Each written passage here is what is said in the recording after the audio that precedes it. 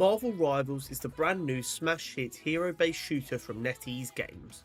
In the build-up to this game's launch, it was criticised for being an Overwatch clone, hoping to make a quick buck off fans by using the Marvel IP. However, the game has been out for a little while now, and it's time to answer the only question that matters when it comes to a new game. Is it good?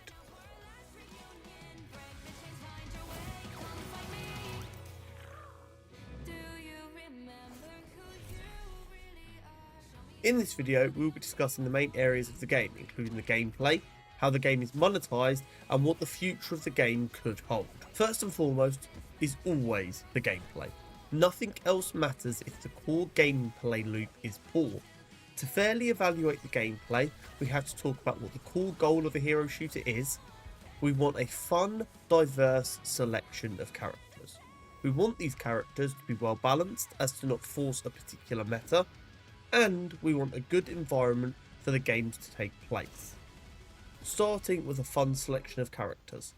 Marvel Rivals delivered 33 characters at launch, including Marvel icons like Spider-Man, Hulk and Wolverine, as well as a nice selection of newer and less well-known characters like Jeff the Landshark and Luna Snow. This rich selection of characters, both in the number and role diversity, allowed the game to virtually guarantee there would be at least one character everyone would either want to play or enjoy playing at launch. This core concept of providing a plethora of characters for the fans at launch was definitely something at the centre of NetEase's philosophy. Now, they clearly banked on this as a selling point, but they didn't let this damage the quality of the characters by overworking the character development team. There is a clear care for the characters, from deciding which of the 3 roles they would fulfill and also what their moveset would be. You can really feel the effort and care the characters team took. As well as this, they clearly learned from previous hero shooters like Overwatch.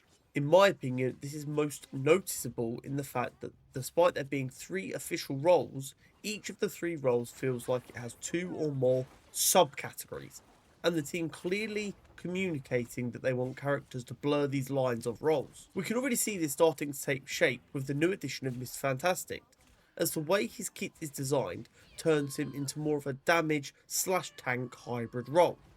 This rich diversity of not only characters but also unique playstyles makes learning additional characters incredibly fun and rewarding. I think this will naturally increase the long-term playability of the game. On top of this, they also added a new unique feature with team up abilities. This is a really cool system that utilizes relationships of the characters from the comics of the Marvel Universe. Upon these relationships, a unique ability becomes unlocked. For example, we have a team up between father and daughter duo Magneto and Scarlet Witch. Magneto's melee ability of a sword gets a new version which can be unlocked, and as a result is incredibly more powerful. A more popular team up, however, has been the Hulk, Iron Man and Doctor Strange team up, in which the Hulk imbues Iron Man and Doctor Strange with deadly gamma power. This makes their attacks more powerful and devastating, and as a result, many people's opinions of Iron Man go from a middle-of-the-road character to a must-pick.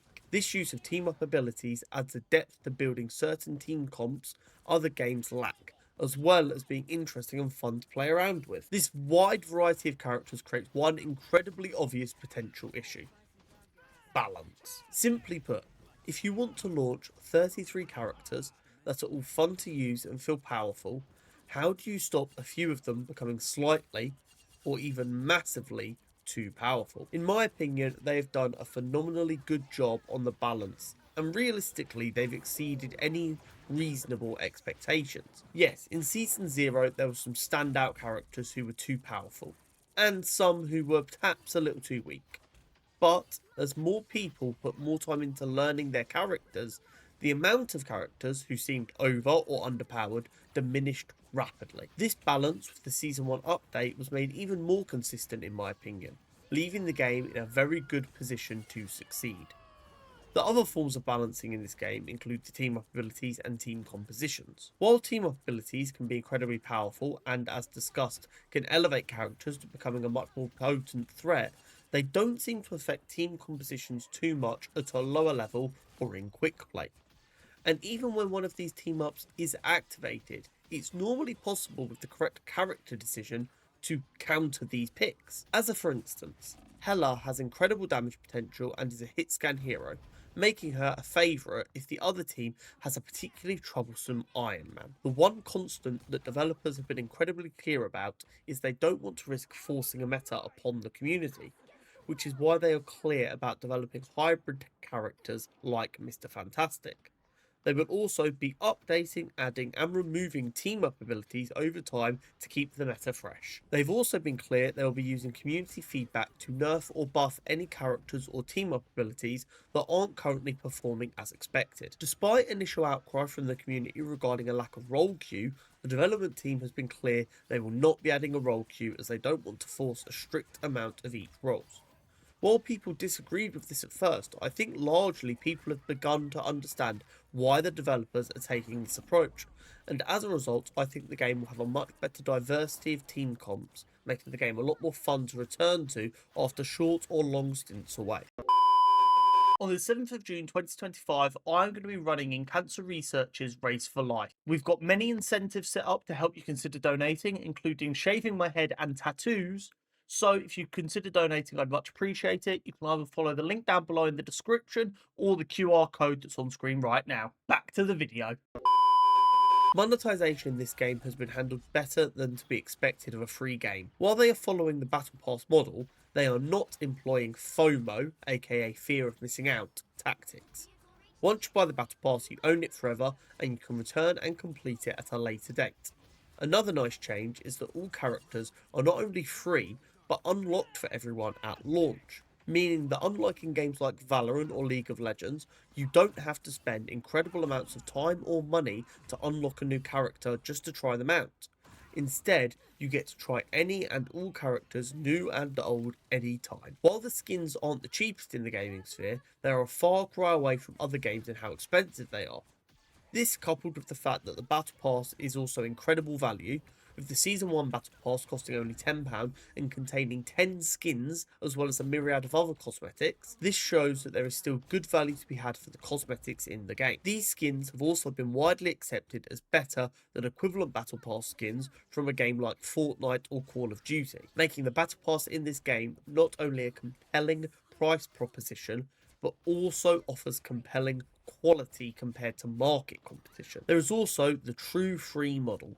Despite not being able to earn the currency to buy premium battle passes, you can earn the base currency. This means with enough playtime, you'll be able to buy skins from the store for free. This leads us on to the future of the game and the quality of the developer support. The Marvel Rivals team has committed to 8 additional heroes a year, ranked rewards every season, and there is already a competitive system built into the game. This shows us that there is dedication to offering something for everyone, from those who enjoy learning new characters, to those who enjoy playing ranked for fun, and even to those who want to try their hand at competing against the best.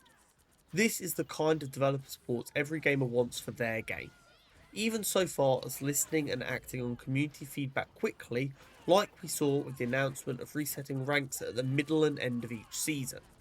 The community voiced their displeasure at this, and it was quickly reverted, and they confirmed that they would no longer be following this avenue. While we can never guarantee a development team will stay true to their word, this team is giving us every reason to believe in them. They have shown a genuine love for the IP, a love for the hero shooter genre, and a genuine effort to connect with their fan base and strive to make the game as good as they possibly can. Overall, I'm incredibly impressed with Marvel Rivals. I have over 100 hours in the game already, and I don't see myself slowing down anytime soon. It's a refreshing take on a struggling genre that I truly believe has reinvigorated a lot of people feeling burnt out on their normal go-to multiplayer games, and I can only hope that it continues to improve. As a huge Marvel comic, film and TV lover, having another way to enjoy the characters I love is always a good thing. Overall, my rating for Marvel Rivals is 89 out of 100. It's not perfect, but it does everything I want and more.